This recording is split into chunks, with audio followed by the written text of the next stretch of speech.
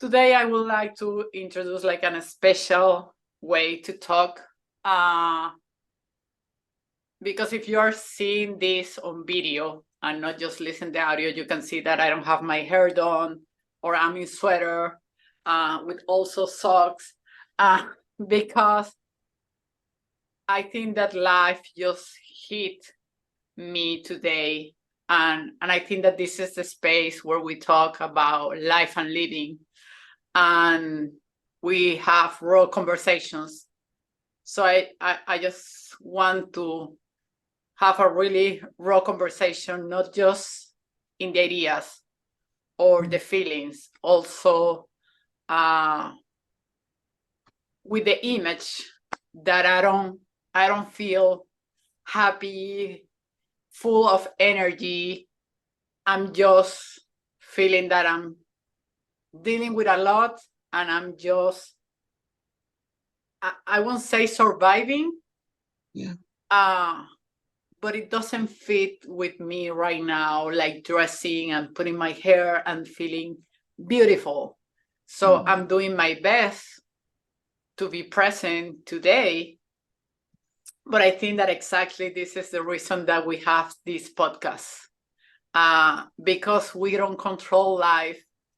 And this is what happened many of our days, that we don't feel in the same way that maybe the day before. So I just want to start this conversation talking about this vulnerability, this feeling of not being in the best, in your best, and how to deal with that and still showing up in the way that I'm showing up, but in a completely different emotional state that is not the way that I usually present myself in this space. So what is coming to your mind when I introduce today's topic like this?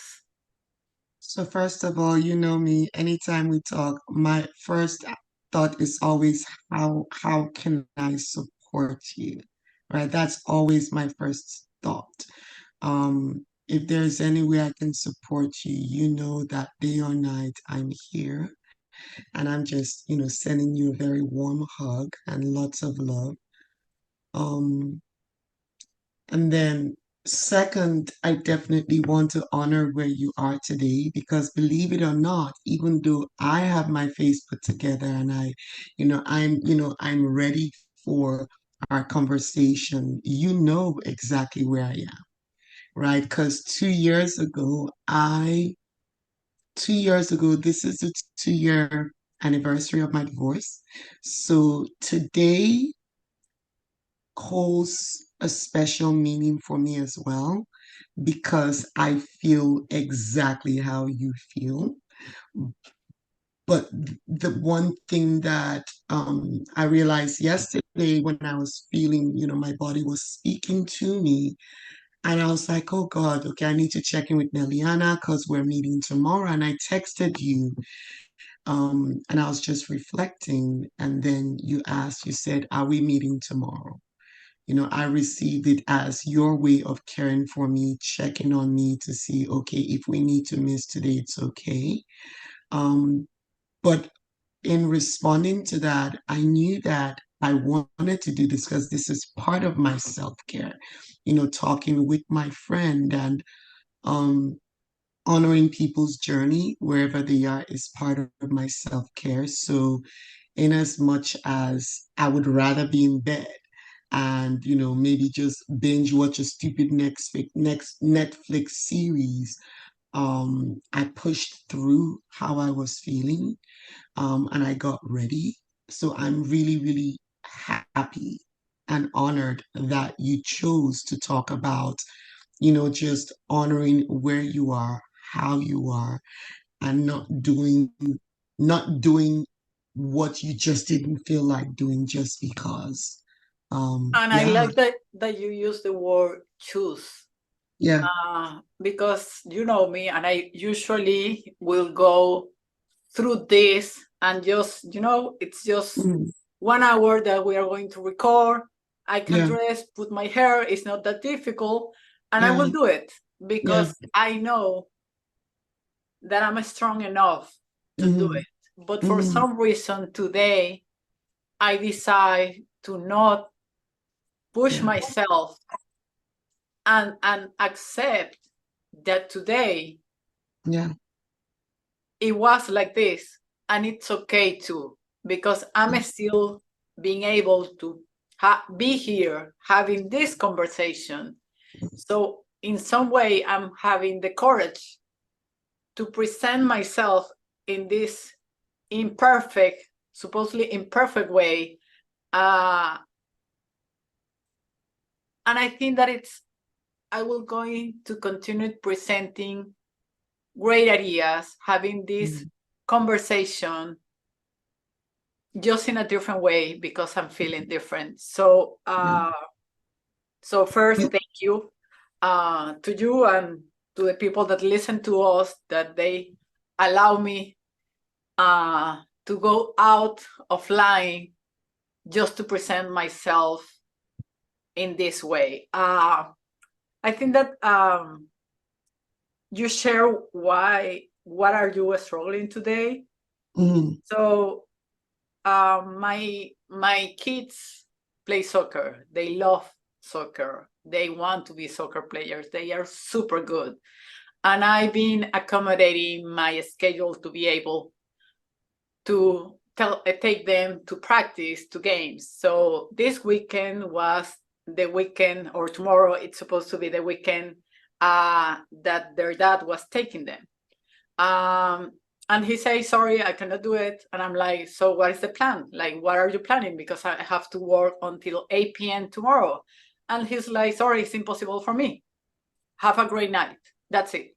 So I'm the one that have to tell my kids, hey, sorry, baby, I cannot take it. I took with a few people. They are not available because this is a last minute thing, a last minute thing, and your dad is not going to do it. And my kids one of them gets super frustrated. He has a new Barca jersey that I was going to take a picture. Now that he's listened that, he gets frustrated. He say, I don't want any picture now. And I go back to my room, hide myself, and kind of start crying because my kids deserve better. And I'm kind of feeling guilty in some way that I cannot provide that life, but at the same time, I know that I'm not the one doing wrong. Every time that it's my turn, I make it happen. It doesn't matter with what I'm struggling, I will do it because in my mind, they deserve to have the soccer because it's part of their dream right now. So my son, he's just 10 years old, come back, and he wants to apologize because he mistreated me, saying, I don't want to take a picture. But he listened to me crying. So he hugs me and says, Mom, why are you crying? And I say, baby, I'm not crying. Sorry, I'm crying because I'm frustrated, because it doesn't feel fair that you are missing your game. Because your dad cannot take you. And I'm like, I was trying to calm myself when I'm talking with him, and he hugged me like he hugged me more, and I just break in tears. And he said to me, Mom, you need to work in the life that you deserve. It's okay, I can miss the game. But it's not okay that you are crying because Dad is mistreating you. It's not about the life that I deserve. It's the life that you deserve, Mom, because I know that you do everything for us. I cannot explain how it felt crying because I'm feeling guilty, when my son is giving me permission to say, you have to take care of you. You Yeah. deserve to be happy too. Yeah. And you don't have to sacrifice everything because one day of practice. And I feel proud of the son that I raised. But at the same time, it's made me say, I need to fight harder because I have a 10 years old telling me, you deserve a life, mom.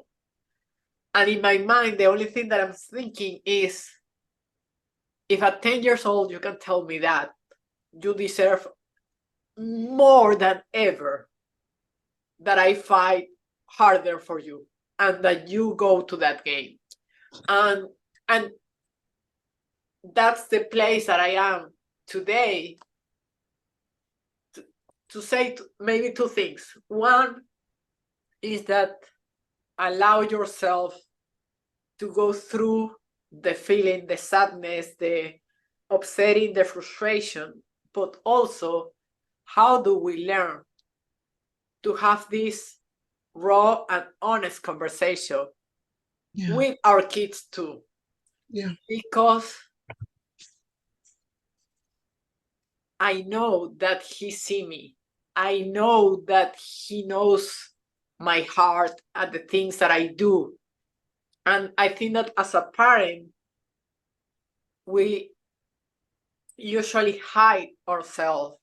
We try to pretend that everything it's okay. And listen to him saying this, that I don't think that, if I'm honest, I don't think that I'm going to follow. I don't think that I'm going to being and taking care of myself and not taking care of them. But it was a lesson of, we can have this kind of conversation with our kids, doesn't matter how young they are. And I'm feeling so proud that I just wanted to share this because I'm struggling with all my emotions, but at the same time, I'm like, what I did to deserve a kid like this. So You know, when that's where it's here. so first of all, thank you so much for sharing. Just listening to you talk broke me. I mean, it broke my spirit because you know how much I love you and you know how much we know about each other's journey. Um, and you are absolutely right. You know, every day I tell my 8-year old, I said, I don't know what I did to deserve you, you know, and I mean it from the bottom of my heart because when children have the emotional intelligence and the emotional presence to connect with our spirit and put themselves to the side and see you for who you are, right? How you're feeling, how you're struggling with your emotions, and how you're trying to figure out how to navigate, you know, these hard choices. In your case, you know, you already have a full day of work, but you also have your kids' soccer practice, you know, both that are equally important. And being a mother, having to choose, that's a very, very hard place. So I feel you, I hear you, I get it because every day we make these choices. You and I, and you know, countless people make these choices to choose, you know, do we go to work or do we go to that soccer game? You know, do we go to work or do we take them to taekwondo practice? You know, do we go to work or do we go see their school play? Or do we go to work or do we follow them for a school um, excursion to the zoo or stuff like that?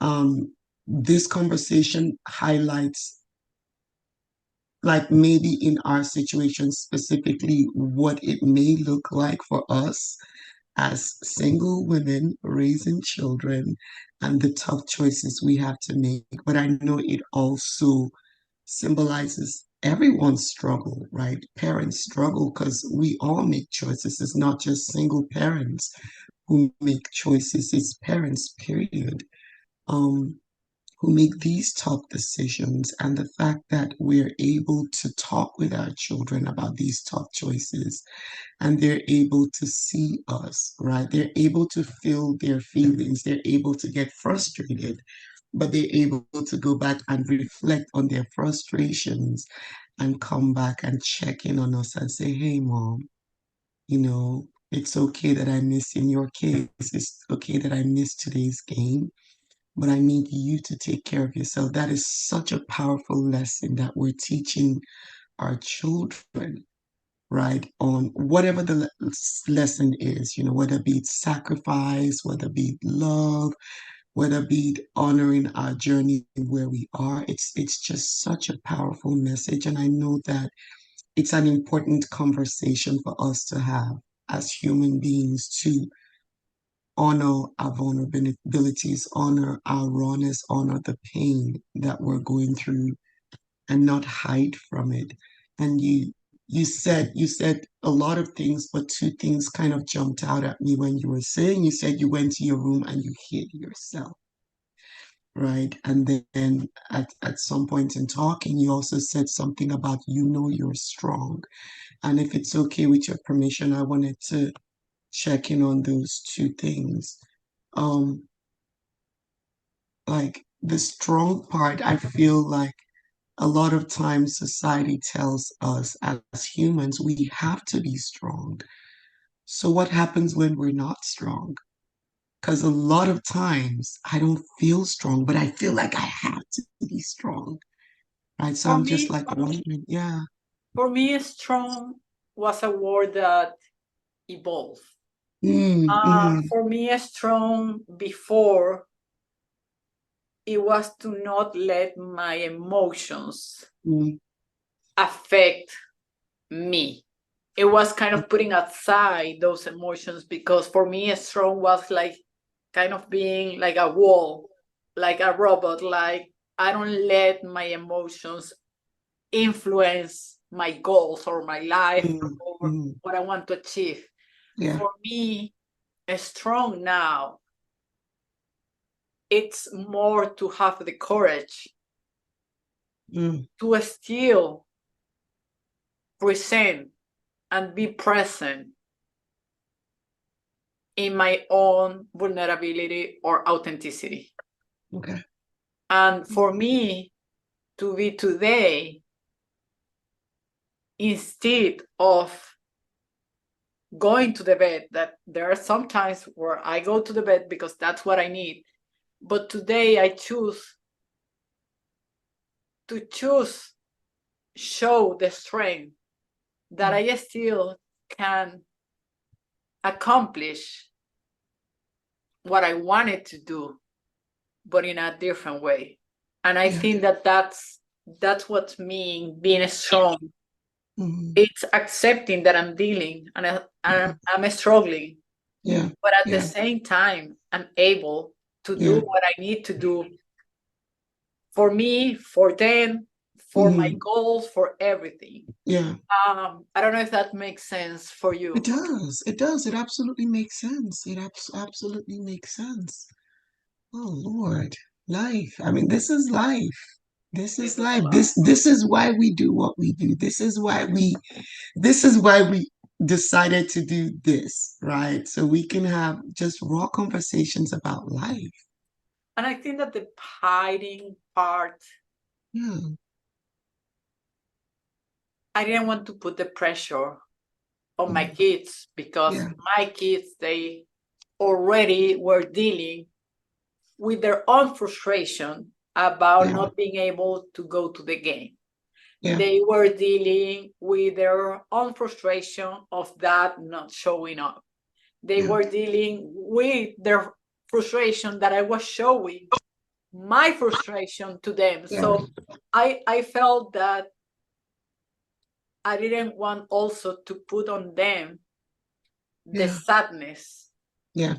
and the guilt and the unfairness that I was feeling at that moment. Yeah.